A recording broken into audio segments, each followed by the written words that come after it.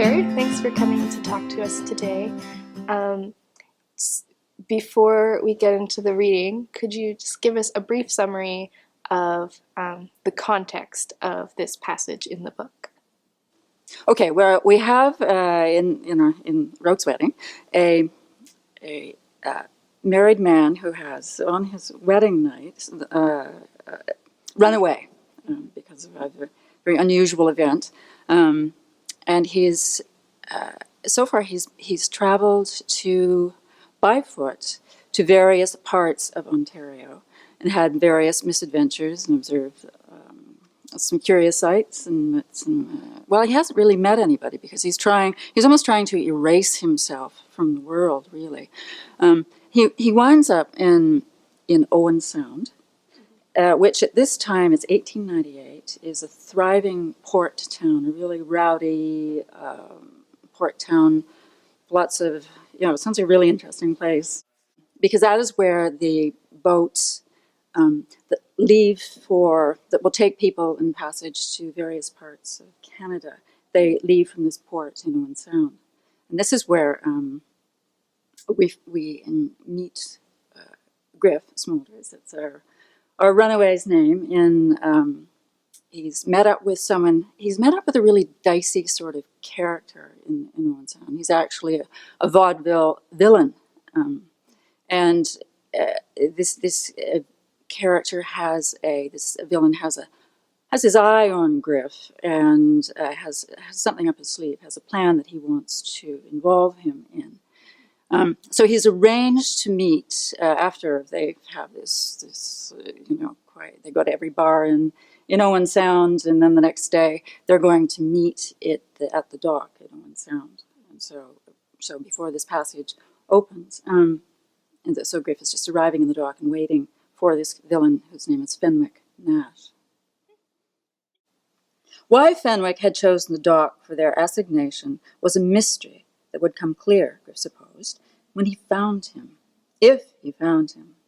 Griff was late, and the place was packed. He didn't think there could be a busier spot in all of Owen Sound, with one steamer arriving and another preparing to depart.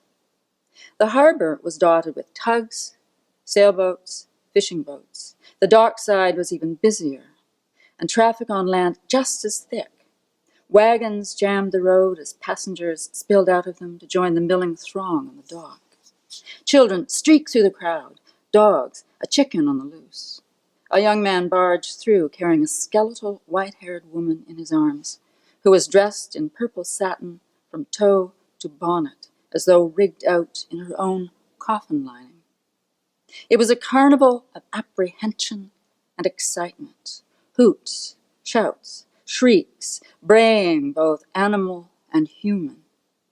Deckhands were loading cargo onto one of the boats, mailbags, crates of flour and sugar for the northern settlements and their lumber camps, horses and cattle, all sensible beasts and sensibly terrified. He was aware of the fear in people's voices, too, although it was less straightforwardly expressed, diverted into chatter or a strained, shrill laughter, almost painful to hear. True, these steamers did have a bad habit of catching on fire, and you wouldn't want to be dwelling on that if you were a passenger or had a loved one on board.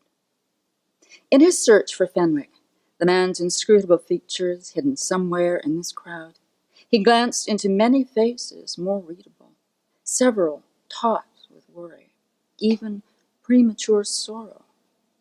There were families gathered here who were about to be broken open by a great distance, a wound of space inflicted that would never be healed. So much talk about the sanctity of home and family, yet the truth was, people couldn't stay put, couldn't wait to leave. Free land out west, gold in the Yukon, factory jobs in the city. Material betterment might be the excuse, but restlessness was the drover.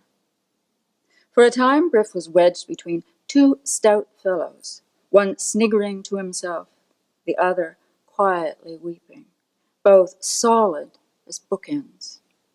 Being stuck, he took the opportunity to gaze up at one of the steamers, the Northern Belle. She was a beauty, too, with her burnished brass and fancy moldings, decorative as a birthday cake. And he thought, why not line up for his share, his serving of the journey?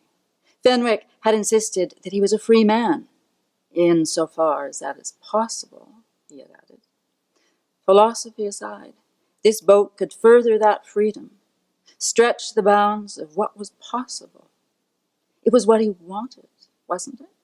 To stoke the fire in his breast that his impulsive departure had ignited. He had to go forward, on, and dare not look back where he knew she was standing, staring after him, granite-eyed and unforgiving. He did not believe that she was to be found in Europe, enjoying a tour of forgetfulness. She was at his back, always at his back, waiting like death itself.